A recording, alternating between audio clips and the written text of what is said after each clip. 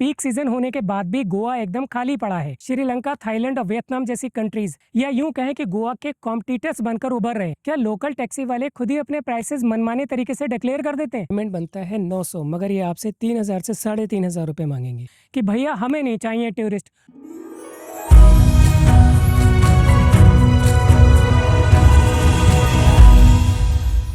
Good morning, good morning, good morning, good morning to all of you friends. Welcome back to my channel. कुछ videos viral हो रहे हैं। Peak season होने के बाद भी गोवा एकदम खाली पड़ा है। साल दर साल टूरिस्ट कम होते जा रहे हैं।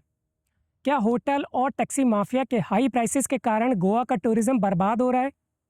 टूरिस्ट इसका ब्लेम सीधे सीधे गोवा के लोकल टैक्सी ओनर्स और कंपनीज को दे रहे हैं, जो मनमाने तरीके से पैसे चार्ज करते हैं, और होटल्स वाले भी अंधाधुंध पैसे बढ़ा देते हैं पीक सीजन के नाम पर।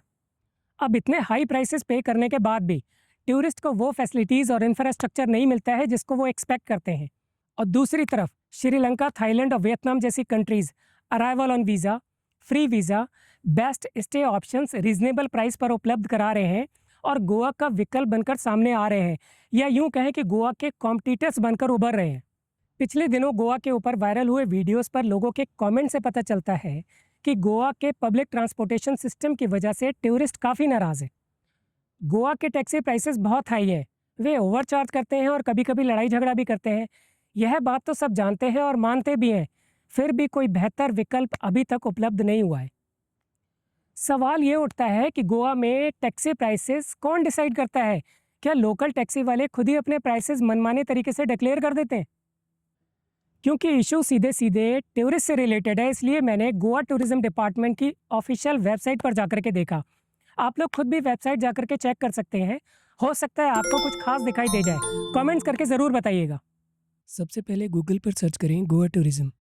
इसके बाद जो आपके पास ऑप्शन आएंगे उसमें से गोवा टूरिज्म डिपार्टमेंट पर क्लिक करें। आपके सामने department of tourism, government of Goa की वेबसाइट आएगी। वेबसाइट को ओपन कर लें। जैसे ही आप ट्रांसपोर्टेशन पे जाएंगे, ड्रॉप डाउन विंडो खुलेगी। आप गोवा आ सकते हैं by air, by road, bye rail और बाय सी। और सबसे लास्ट में विद इन गोवा आपका ट्रांसपोर्टेशन क्या और कैसे रहेगा, सारी डिटेल्स आपको यहीं मिलेगी। सबसे पहला ऑप्शन है बस। गोवा में एक जगह से दूसरी जगह जाने के लिए आप बस से आ जा सकते हैं। गोवा में प्राइवेट बसेस के साथ साथ स्टेट ट्रांसपोर्ट कॉरपोरेशन की बसेस भी चलती हैं, जो सभी मेजर लोकेशंस को कनेक्ट करती हैं। गोवा को एक्सप्लोर करने के लिए दूसरा ऑप्शन है कार। गोवा में आप कार रेंट पर ले सकते हैं। चाहे तो रेंटल कार आप खुद चलाएं या आपको उसको चलाने के लिए ड्राइवर भी मिल सकता है। गोवा में घूमने के लिए आप कार रेंटल्स के अलावा टूरिस्ट टैक्सी भी हायर कर सकते हैं। टूरिस्ट टैक्सी दो टाइप्स की हैं। Number 1 white colour tourist taxi और नंबर 2 है yellow and black regular taxi. यहाँ पर क्लियरली लिखा है टूरिस्ट टैक्सी चार्जेस पर किलोमीटर के हिसाब से रहेंगे।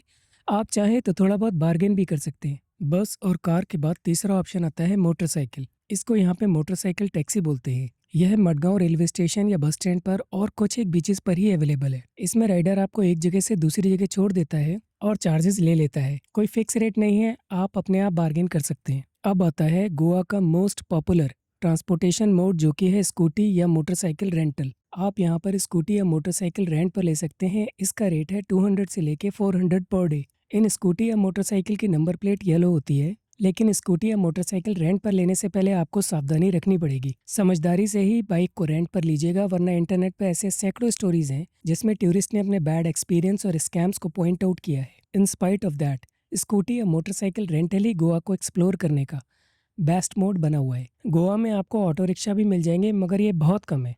कहने को तो इनको मीटर से चार्ज करना चाहिए, मगर फेरी यहाँ के लोकल्स का ट्रांसपोर्टेशन है जो कि सी में चलता है, इसलिए उसकी डिटेल्स में ज़्यादा नहीं जाते। अब आ जाते हैं मोस्ट इंपॉर्टेंट पॉइंट पर, जो इस टाइम पर हॉट डिस्कशंस का विषय बना हुआ है। वो है ऑटो रिक्शा और येलो ब्लैक टैक्सी और टूरिस्ट टैक्सी वाले कितना अमाउंट चार्ज कर सकते हैं। ऑफिशियल चार्जेस हैं कितने? ऑटो रिक्शा के रेट्स यहाँ पर मेंशन है 12 रुपये पर किलोमीटर, यानी आपको 3 से 4 किलोमीटर जाना है तो लगभग 50 रुपये बनते हैं। मगर ये आपसे 2-3 किलोमीटर के 300 और 400 रुपये मांग सकते हैं। येलो ब्लैक टैक्सी और टूरिस्ट टैक्सी के रेट्स हैं 14 रुपये पर किलोमीटर, यानी आपको दाबोलम एयरपोर्ट से बागा बीच तक जाना है, जिसका डिस्टेंस 44 किलोमीटर है, तो पेमेंट बनता है 700 रुपये। मगर ये आपसे 2500 रुपये मांगेंगे। अगर आपको दाबोलम एयरपोर्ट से पालोलम बीच तक जाना है, जिसका डिस्टेंस है 62 किलोमीटर्स, तो पेमेंट बनता है 900, मगर ये आपसे 3000 से 3500 रुपये मांगेंगे। 6-7 सीटर टैक्सी के चार्जेस हैं 17 रुपये पर किलोमीटर और सुपर लग्जरी टैक्सी के चार्जेस हैं 25 रुपये पर किलोमीटर। और हाँ, अगर कोई टैक्सी वाला आपसे मिसबिहेव करता है या ओवर चार्ज करता है तो आप दिए गए नंबर्स पर उसके कंप्लेंट कर सकते हैं। अब एक चीज़ इंटरनेट पे मैं देखता हूँ कि बहुत से गोवा के लोकल्स ये बोल रहे हैं कि भैया हमें नहीं चाहिए टूरिस्ट, तुम अपने ही स्टेट में रहो। इतने इग्नोरेंट होने से पहले क्या ये रियलाइज़ कर रहे हैं कि गोवा की इकॉनमी पर टूरिज़्म का मेजर इम्पैक्ट पड़ता है। अगर टूरिज़्म ख़त्म हो गया तो स्टेट इकॉनमी बर्बाद हो जाएगी। प्रॉब्लम को इग्नोर करने की जगह प्रॉब्लम को सॉल्व करने की सोचो। लेकिन एक बात मैं ये कहना चाहूँगा, मुंबई को छोड़ दें तो दिल्ली में भी ऑटो वाले मीटर से नहीं चलते, ज़्यादा पैसे मांगते हैं। बेंगलोर में भी मनमानी करते हैं ऑटो वाले और मीटर से नहीं चलते। लेकिन फ़र्क ये है कि गोवा में टैक्सी और ऑटो वाले ज़्यादा ही नहीं, बहुत ही ज़्यादा पैसे मांगते हैं। I think someone who spends 2,000 for a flight would not want to spend 3,000 on a taxi. I think that would be extremely unfair to the people visiting the state. Tourist नाम का बकरा आ गया, काट लो साले को। देखिए, आपका इस बारे में क्या कहना है कमेंट्स करके ज़रूर बताइएगा। देखिए, मैं तो यही बोलूँगा, मुझे नहीं आती फालतू बात, करता हूँ सीधी बात, नो बकवास।